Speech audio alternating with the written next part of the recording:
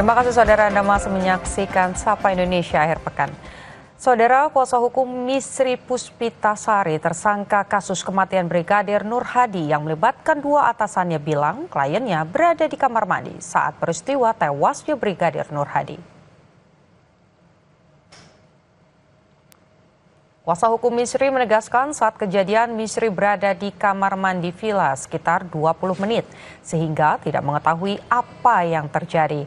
Namun saat keluar tiba-tiba ia melihat korban sudah berada di dasar kolam dan langsung memanggil tersangka yang tidur di kamar yang berada tepat di depan kolam.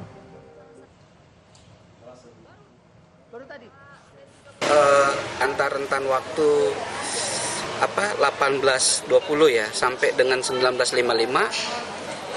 itu 3 kali total Ibda HC bolak-balik masuk ke Villa Teke.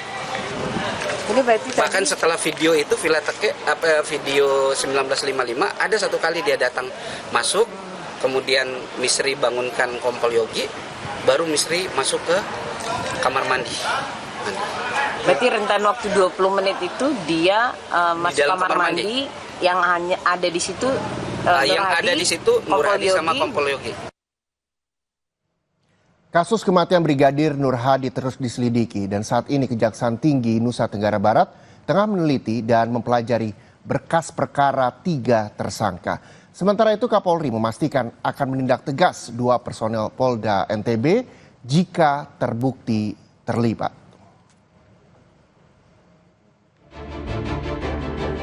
Duka mendalam dirasakan Elma Agustina karena harus kehilangan suami tercintanya, Muhammad Nur Hadi. Nur Hadi tewas di tangan 2 orang atasannya, yakni Kompol Imade Yogi Purusa Utama dan Ibda I Gede Haris Chandra di Gili Trawangan, Lombok Utara. Begitu dikabarkan Nur Hadi meninggal karena tenggelam, keluarga langsung curiga karena ada luka yang ditemukan di tubuh dan kepala korban saat keluarga memandikan jenazah. Keluarga menduga adanya rekayasa dalam penanganan kasus tewasnya Nur Hadi. Elma berharap ada keadilan untuk suaminya dan para pelaku dihukum seberat-beratnya.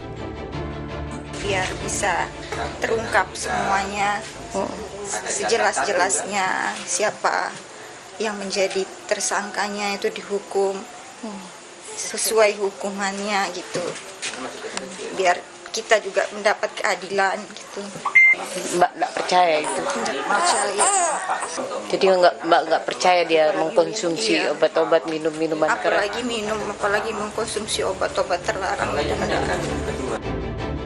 Selama sepekan ke depan, Kejati NTB akan meneliti berkas perkara yang telah diserahkan tim penyidik Polda NTB terkait kasus kematian Brigadir Nur Hadi.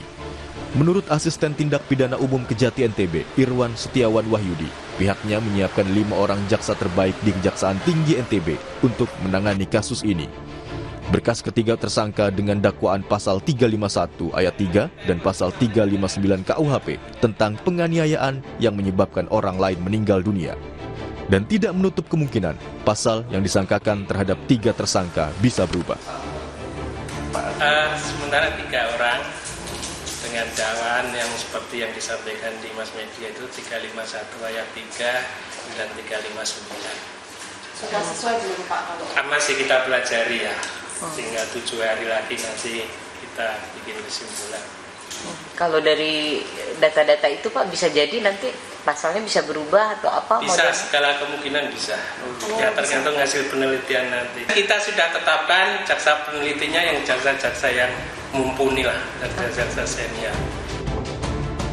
Kapolri Jenderal Listio Sigit Prabowo memastikan akan menindak tegas 2 personil Polda NTB yang diduga terlibat dalam kematian Brigadir Nur Hadi. Selain dipecat, mereka juga akan dipidanakan jika terbukti bersalah. Konsisten terkait dengan anggota yang melanggar, apabila terbukti proses pecat, pidanakan. Sudah jelas dan ini berlaku sampai sekarang. Masuk dengan kasus yang di NTB, Pak? Ya, saya kira sama. Brigadir Nur Hadi ditemukan tewas di kolam renang sebuah villa di Gili Trawangan, Lombok Utara pada 16 April lalu. Dalam upaya mengungkap penyebab tewasnya Brigadir Nur Hadi, polisi telah melakukan ekshumasi. Saat ini, Polda NTB telah menetapkan 3 tersangka, yakni 2 polisi dan 1 perempuan. Tim Liputan, Kompas TV. Polda Metro Jaya menaikkan status dari penyelidikan ke tingkat penyidikan untuk laporan pencemaran nama baik dan penghasutan